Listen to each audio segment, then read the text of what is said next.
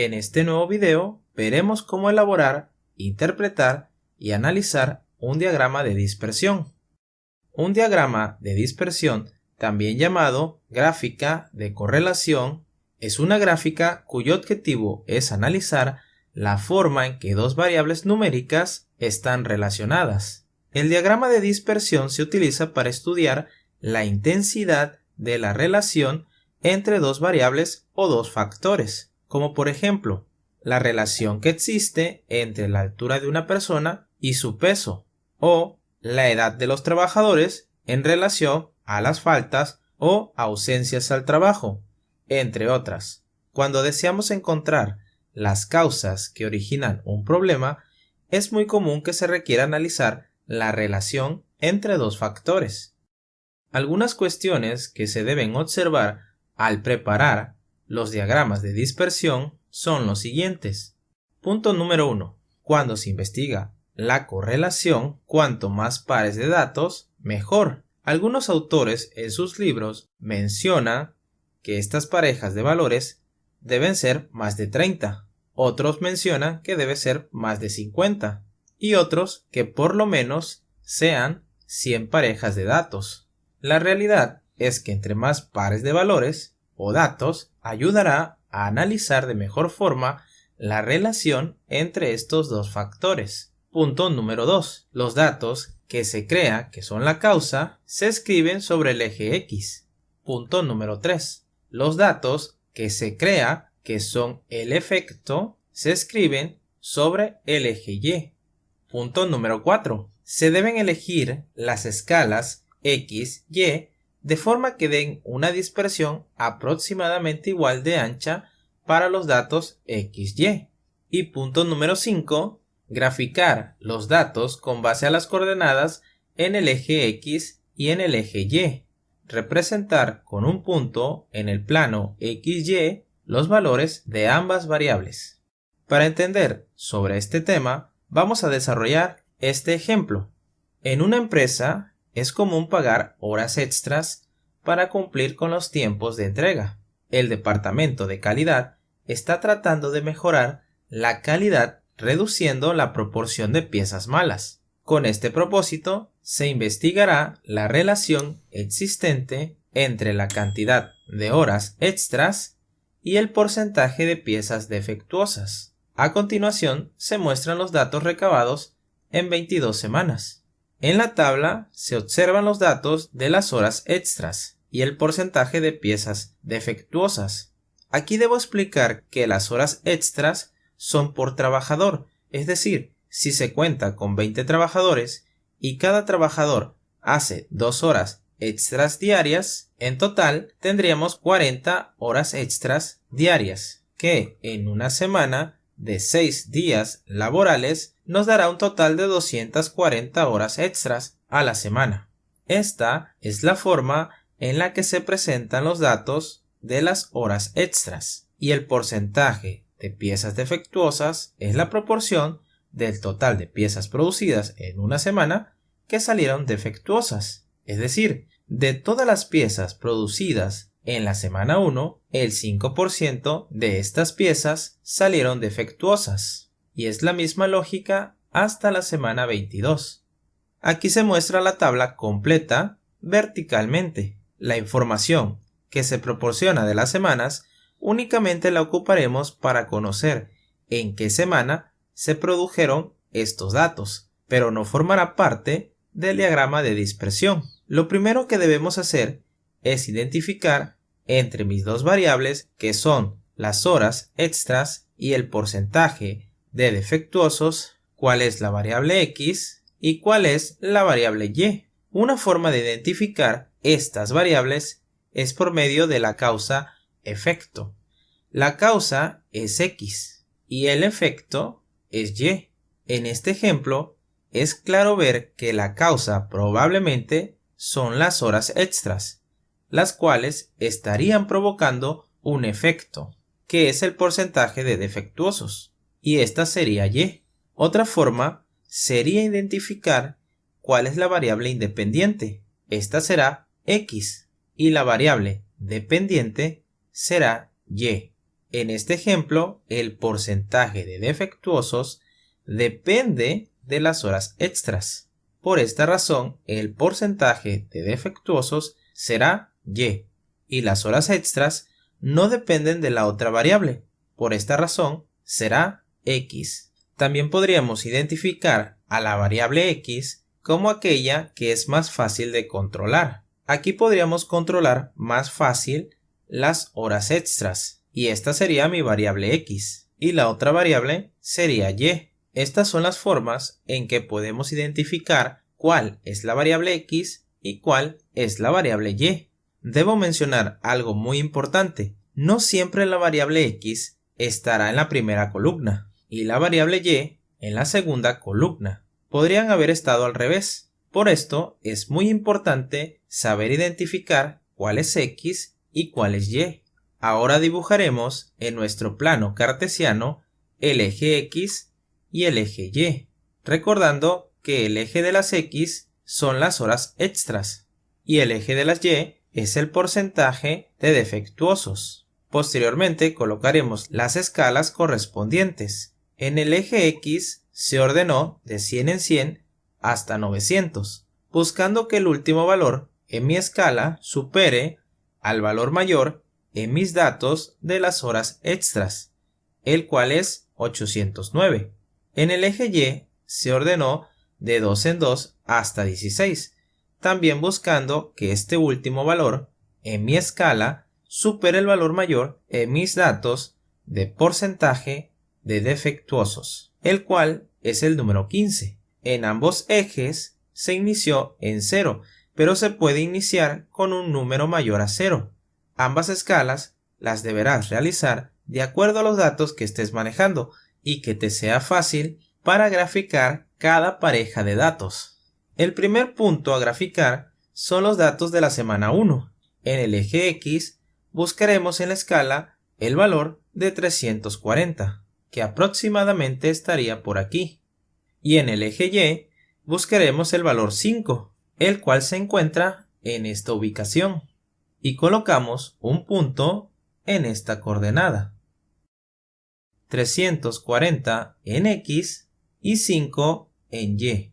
La segunda semana sería la coordenada 95 en X y 3 en Y colocamos un punto y seguimos realizando esta misma operación hasta concluir con todas las parejas de datos que tenemos. Si alguno de estos puntos coincide con otro, se debe encerrar en un círculo el punto anteriormente marcado, y si se vuelve a repetir esta situación, se hace otro círculo concéntrico y así sucesivamente. Una vez graficadas todas las parejas de datos, debemos observar si los puntos siguen un patrón bien definido, lo cual indica una relación entre las dos variables correspondientes. En nuestro diagrama se observa que los puntos tienen un patrón definido. Tienden a ir subiendo o aumentando.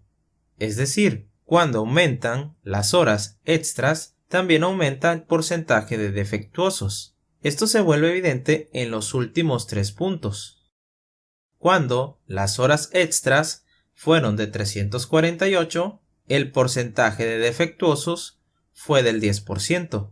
Cuando se aumentó las horas extras a 550, el porcentaje de defectuosos aumentó a 13%. Y cuando hubo un total de 809 horas extras, el porcentaje de defectuosos aumentó hasta un 15%. También es necesario examinar si hay algunos puntos aislados que no se ajustan al patrón, en cuyo caso esos datos tal vez reflejen alguna situación especial en el comportamiento del proceso. Algo sucedió en la primera y 15ª semanas que, a pesar de una cantidad considerable de horas extras, solo se obtuvieron 5 y 2% de piezas defectuosas. Se debe tratar de identificar la causa que motivó este comportamiento, ya que podría ser información valiosa para mejorar el proceso. En este ejemplo, tendríamos que analizar qué diferencia o comportamiento se tuvo en la primera y 15ª semana con el propósito de replicar el comportamiento de la semana 1 y de la semana 15 en todas las semanas, intentando mejorar el proceso, aunque en ocasiones estos puntos aislados también se puede deber a algún tipo de error, ya sea de medición al momento de contar las piezas defectuosas o tal vez se registraron mal los datos. En ambos casos se debe identificar las causas que originaron estos puntos aislados. Veamos la interpretación de un diagrama de dispersión. La imagen que se muestra es muy similar a nuestro diagrama de dispersión. A esto se le conoce como una relación o correlación positiva. Este comportamiento de los puntos se origina cuando una variable aumenta, la otra también aumenta. Tal es el caso de nuestro ejemplo. Cuando aumentan las horas extras, aumenta el porcentaje de piezas defectuosas. Y también es una correlación positiva cuando las dos variables disminuyen. Por ejemplo, la gasolina en tiempos de pandemia. Mientras la variable precio disminuía, la variable venta también disminuía. En otras palabras, cuando las dos variables aumentan o las dos variables disminuyen, es una relación o correlación positiva. Si es fuerte o no es fuerte, esto se debe a la dispersión de los puntos. Entre más juntos y en forma lineal, más fuerte es la relación. En la siguiente imagen se muestra una relación o correlación negativa fuerte. Esto sucede cuando una variable aumenta y la otra disminuye. Por ejemplo, si estuviéramos analizando en una empresa el ausentismo con relación a la edad de los trabajadores y se prueba que mientras la edad de los trabajadores aumenta, el ausentismo disminuye, entonces estamos hablando de una correlación negativa. En las siguientes imágenes se muestran las relaciones o correlaciones positiva y negativa débiles. Esto debido a que los puntos están más dispersos. Pudiera darse el caso de que los puntos se encuentran dispersos por todo el diagrama y sin ningún orden o patrón aparente, lo cual indicaría que las variables no están correlacionadas, es decir, no existe relación aparente. En la siguiente imagen se observa una relación o correlación curvilínea en forma de parábola. Esto sucede a que conforme X crece, Y también lo hace hasta cierto punto y después empieza a disminuir. Por ejemplo, supongamos que una empresa aumenta su publicidad y sus ventas también aumentan, pero hasta un punto, donde éstas empiezan a disminuir a pesar de que la publicidad sigue aumentando. Para poder medir la fuerza de la correlación entre dos variables, se necesita obtener el coeficiente de correlación, el cual se describe con la letra R, y se obtiene mediante la siguiente fórmula. En una correlación o relación positiva, los valores que obtendremos con esta fórmula estarán entre 0 a 1. En una correlación o relación negativa, los valores de R estarán entre 0 a menos 1. Cuando los valores del coeficiente de correlación se acerquen a 1 o a menos 1, la correlación es fuerte, pero cuando los valores se acercan a 0, la correlación es débil, hasta el grado de no existir correlación. A continuación, les voy a mostrar cómo obtener la correlación. Para esto vamos a utilizar nuestros 22 pares de datos, recordando que las horas extras es la variable X y el porcentaje de defectuosos es la variable Y. A esta tabla, que tiene 2 columnas, le vamos a agregar 3 columnas más. La primera columna será los valores de X elevados al cuadrado, es decir, cada dato de las horas extras elevadas al cuadrado. Por ejemplo, 340 al cuadrado es igual a 115.600. El siguiente es 95 al cuadrado, 9.025. El siguiente es 210 al cuadrado, 44.100. Y lo mismo debemos ir haciendo hasta terminar de elevar al cuadrado todos nuestros valores de x. En la siguiente columna irán los valores de y elevados al cuadrado, es decir, cada porcentaje de defectuoso lo elevaremos al cuadrado y el resultado lo colocaremos en esta columna. 5 al cuadrado es igual a 25, 3 al cuadrado es igual a 9 y 6 al cuadrado es igual a 36. Y lo mismo debemos hacer con todos los datos siguientes hasta terminar con el 7 al cuadrado. En la última columna irán los resultados de la variable x por la variable y, es decir, 340 por 5, 1700, 95 por 3, 285, 210 por 6, 1260. Y continuamos realizando la misma operación hasta terminar de multiplicar todos los datos de x por todos los datos de y. Posteriormente, en cada columna vamos a hacer una sumatoria. Por ejemplo, la columna x, que son las horas extras, vamos a sumar todos estos valores y como resultado obtendremos 5421. Lo mismo haremos con la variable y, x cuadrada, y cuadrada y x por y. Una vez obtenidas las sumatorias de cada una de las columnas, vamos a sustituir la información en nuestra fórmula. N es el número total de parejas de datos. En nuestro ejemplo, hay 22 parejas de datos y este será el valor de n. Este valor de n se multiplica por la sumatoria de x por y, que es prácticamente lo que obtuvimos aquí abajo, 46.280, menos la multiplicación de la sumatoria de x por la sumatoria de y, 5.421 por 139. En la parte inferior y dentro de la raíz debemos multiplicar el valor de n, que es 22, por la sumatoria de x cuadrada, 22 por 2.040.307, menos la sumatoria de x elevado al cuadrado. Ojo, no vayan a pensar que es x al cuadrado, es la sumatoria de x, es decir, la sumatoria de todas las horas extras, que es 5.421 elevado al cuadrado. Y cerramos el corchete.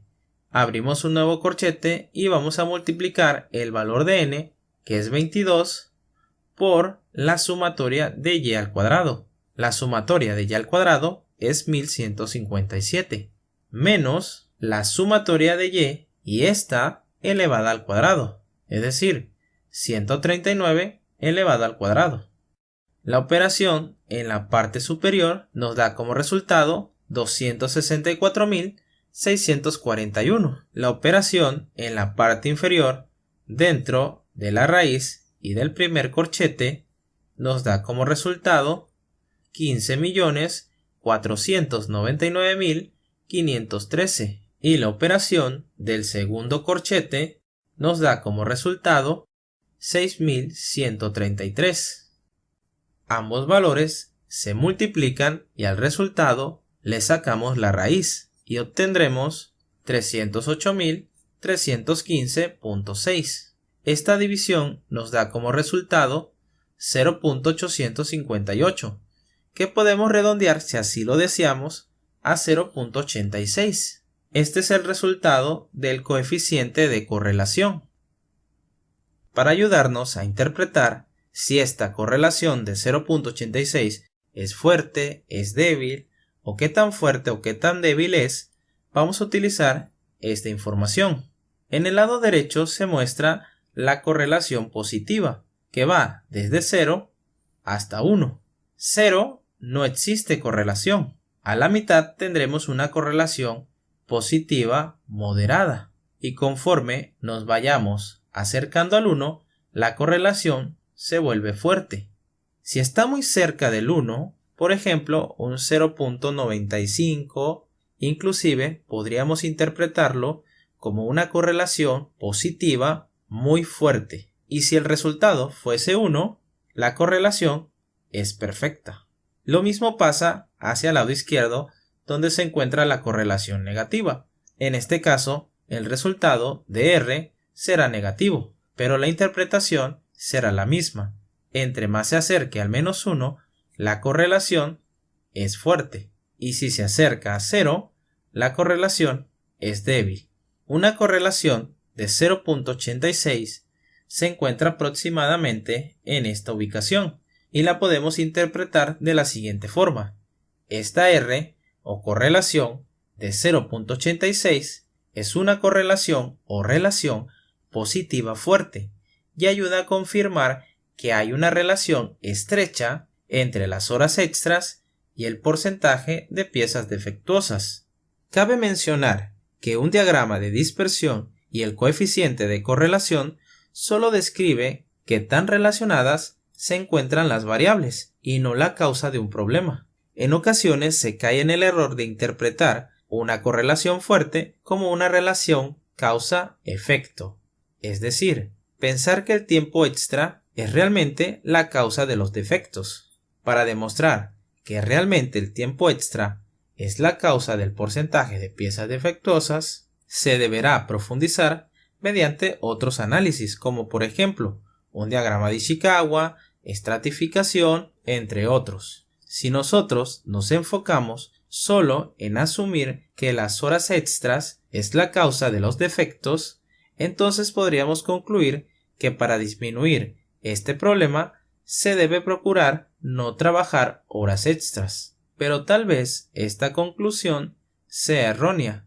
ya que las razones por las que existe una fuerte correlación entre las horas extras y el porcentaje de piezas defectuosas se puede deber a diversas causas. Por ejemplo, cuando hay problemas en la producción, quizás se aumente el porcentaje de piezas defectuosas y por ende en retrasos, por lo que para suplir las piezas defectuosas y cumplir con los pedidos se opta por pagar tiempo extra. Otra alternativa pudiera ser que cuando se trabaja tiempo extra hay factores como el sobrecalentamiento de equipos y máquinas, como también el cansancio de los mismos trabajadores, entre otras causas que pudieran originar defectos. Pero en todo caso, esto debe comprobarse mediante un análisis más detallado y no sacar conclusiones de forma precipitada.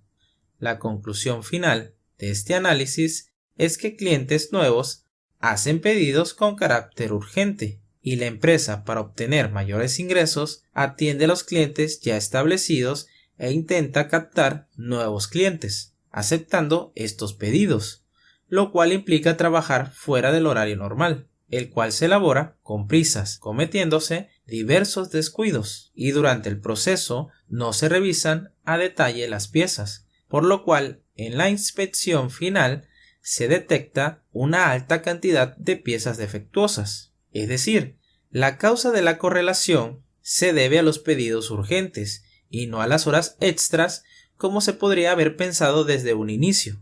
Así que mucho ojo, no siempre la causa dentro del análisis realmente es la causa raíz del problema. En ocasiones se puede deber a otras causas, como lo vimos en este ejemplo. Hasta aquí es todo. No me voy sin antes agradecerles por seguirme y ver mis videos. Espero que les sea de mucha utilidad. Apóyame compartiendo, dando like, comentando y no olvides suscribirte al canal. Nos vemos en un próximo video. Adiós.